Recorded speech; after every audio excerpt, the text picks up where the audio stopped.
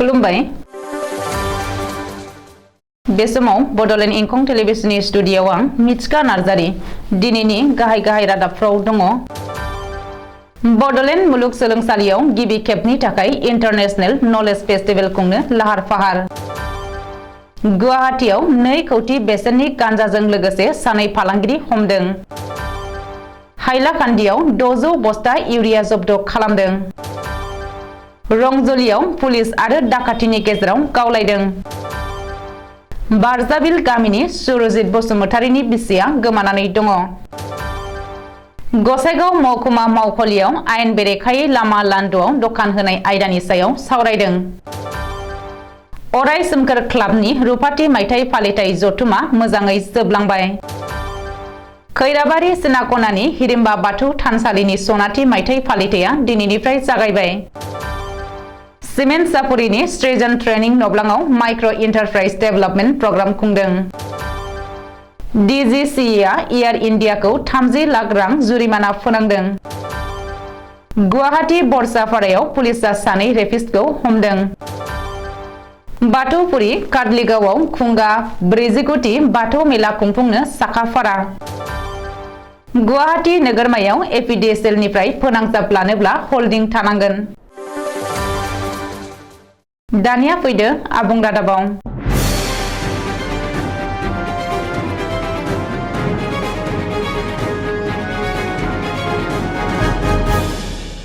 कक्राझारनि देबोरगावआव थानाय बडलेण्ड मुलुगसोलोंसालियाव गिबि खेबनि थाखाय इन्टारनेशनल नलेज फेस्टिवल खुंनो लाहार फाहार खालामदों।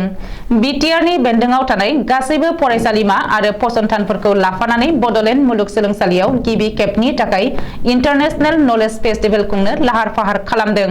बिटिआर सोरखारनि आबुं मदद होनायाव फैगौ फेब्रुवारि दाननि जोबथा सप्ता आरो मार्च दाननि गिबि सप्तायाव बडलेण्ड मुलुगसोलोंसालियाव गिबि खेबनि थाखाय इन्टारनेशनल नलेज फेस्टिवल खुंगोन होननानै बिटिआरनि गाहाय प्रमद बर'आ खौरांगिरिनि सिगाङाव फोरमायदों।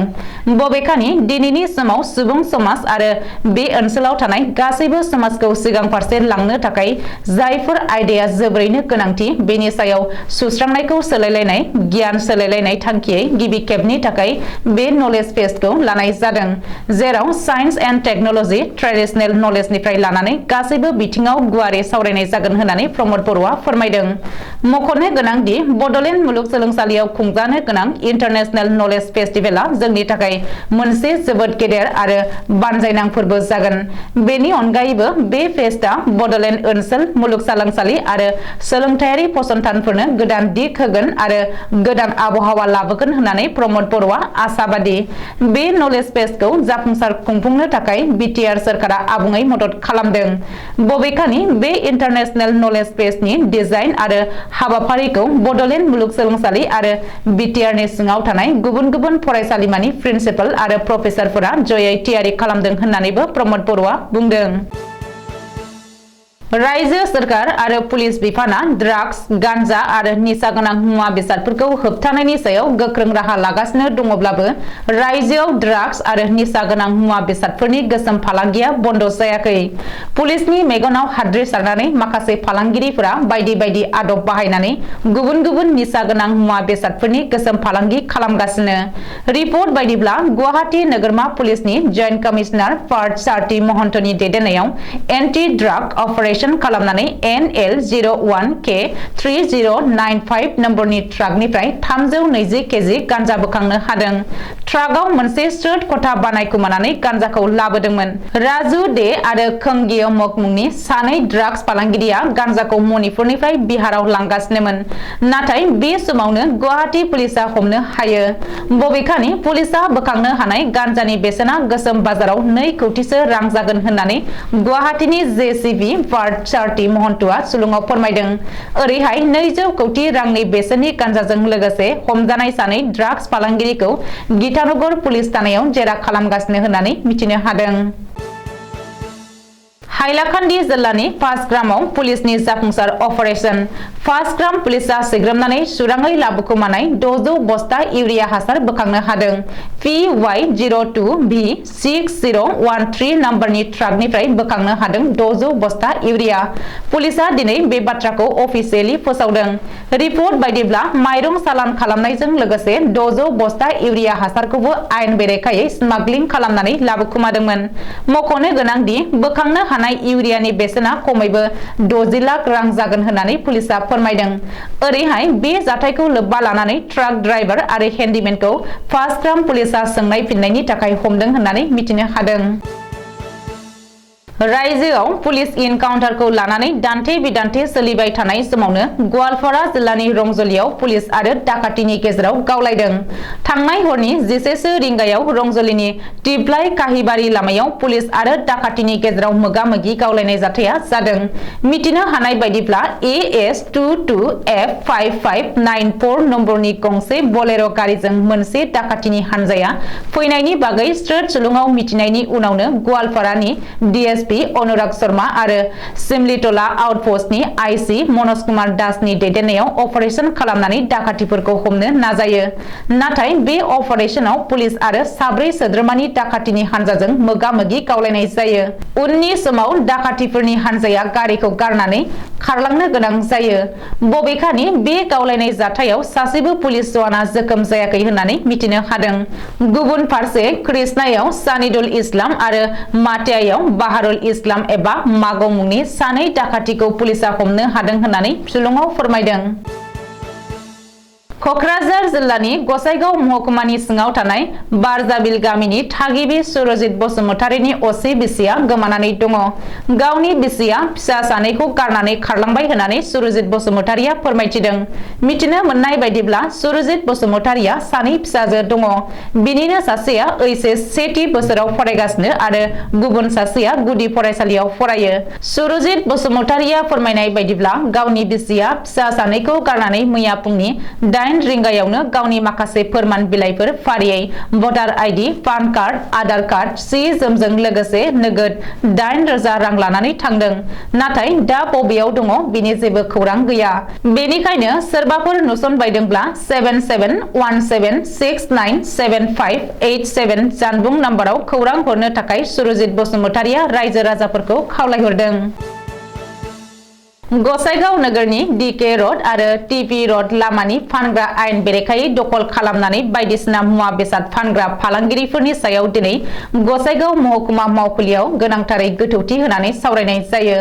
26 जानुवारि 2023 अक्ट'नि सिगांनो DK रड आरो TP रड लामायाव आयेन बेरेखायै दखल खालामनानै दखान होनाय फालांगिरिफोरा बोखारजोबनांगौनि थिरांथा लायो महकुमा खुंथाया आरो लाउड स्पिकारजों आयेन बेरेखा दखल खालामनायफोरखौ सांग्रांथि होनो बिथोन होयो महकुमा खुंथाया आरो फैगौ 26 जानुवारिसिमाव गसाइगाव नोगोरनि DK रड आरो TP रड लामायाव थानाय आयेन बेरेखा दखल खालामनाय गलादारफोरा बोखाराब्ला एबा खुंथायनि बिथोनखौ गनायाब्ला महकुमा खुंथाया आयेननि राहा लागोन होननानै मिथिहोयो। दिनैनि बे सावरायमेलाव महकुमा खुंगिरि आरनिक सैकियाजों लोगोसे गसाइगाव नोगोरनि गासैबो वार्डनि सोद्रोमाफोर आरो PWD नि बिफान आरो गसाइगाव नोगोर सामलाय आफादनि सोद्रोमाफ्रा बाहागो लायो। कलाइगाव बटियामारि गामिनि अरायसोमखोर क्लाबा 25 बोसोर जाबाय। बेजों लोब्बा लाखिनानै रुपाथि मायथाइ फालिथाय जथुमा साननैनि बायदि हाबाफारिजों खुंजाबाय। मैया 19 जानुवारि खालि भेरगाव जिल्ला UPPL नि गाहाय नेहाथारि एन्टनी बसुमतारीया बेखेवनाय गेवलां मेलखौ सामलायो। रायदाव आफादनि आफादगिरि पबित्र बसुमतारीया। अदालगुरि जिल्लानि खैराबारि सिनाखना हिरिम्बा बाथौ थानसालिया देग्लाय सनाथि मायथाइ फालिथाय फोरबो खुंदों। सानथामनि बायदि मेहेर गोनां हाबाफारिजों खुंनाय बे सनाथि मायथाइ फालिथाय फोरबोनि हाबाफारि बायदियै दिनै 20 जानुवारिनि फुंनि समाव थानसालि थारनायनि उनाव गां 50 धोरोमारि जाथा बिरहोनाय लोगोसे गं 50 आलारि बाथि सावनाय, गोथै सि बावनाय, गाहाय दरखं, सायनासालि, आलासि जिरायग्रा नयं आरो लंथाइगिरिनि मुसुखा बेखेवनाय बेखेवनायनि उनाव थान्दै आलासिफोरनि मुं थिसननाय बिसोम्बि आरो बाथौ गुदि खिथाब बिजाब बेखेवनाय हाबाफारिजों लोगोसे माइनाव आरो लाइमोनफोरनि सावराय मेल बाथौनि 18 आयदानि सायाव मोसानानै दिन्थिफुंनाय जागोन। मोनाबिलि समाव थान्दै मेल आरो मोनाबिलिनि आरजजोंनो सेथि साननि हाबाफारिया जोबगोन।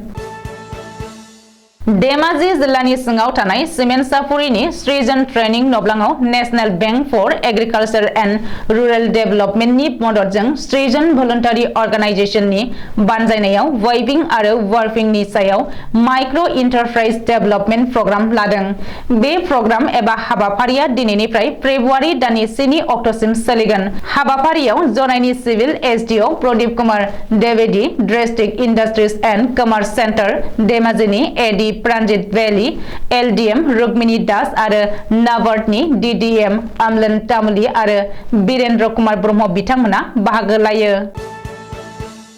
हान्थियारिफोरनो मोजां आरो गोग्गो सिबिथाय होनो हायैनि थाखाय सिभिल एभिएशननि डाइरेक्टर जेनेरेलआ एयार इन्डियाखौ 30 लाख रां जुरिमाना फोनांदों आरो पाइलटनि लाइसेन्सखौ 4 दाननि थाखाय सासपेन्ड खालामदों।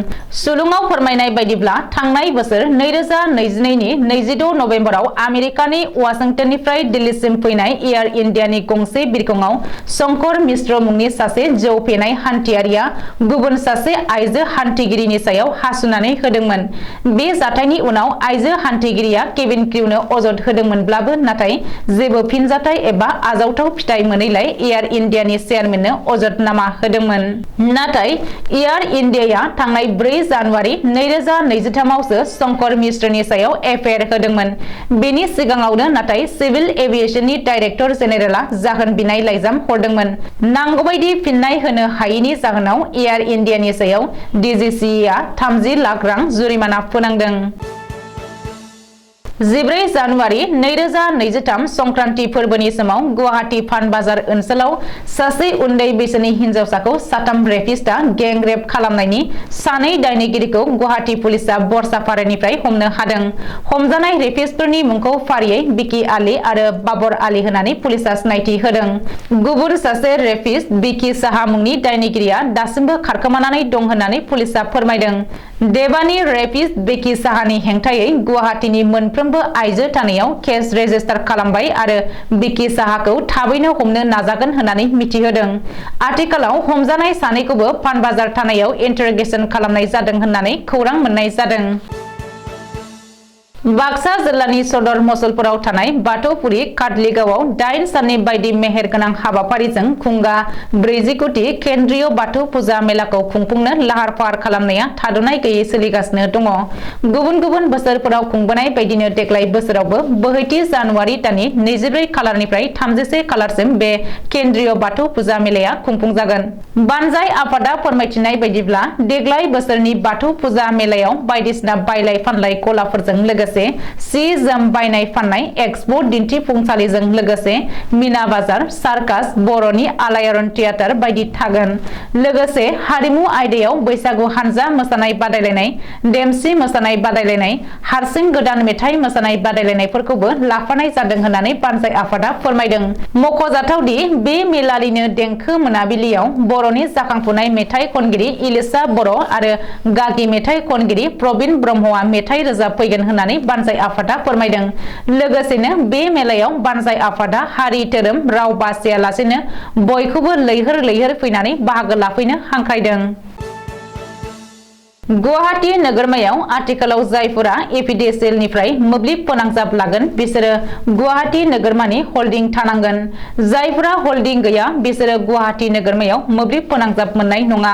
आसाम इलेक्ट्रिसिटि रेगुलेटरि कमिसन एबा AERCआ मोनसे बिथोन जारि खालामदों। जायफोरा एपिडिसिएलनिफ्राय मोब्लिब कानेक्सन लागोन बिसोरो GMCनि हल्डिं फोरमानलाइखौ दिन्थिनो हाथारनांगोन होननानै फोरमायदों।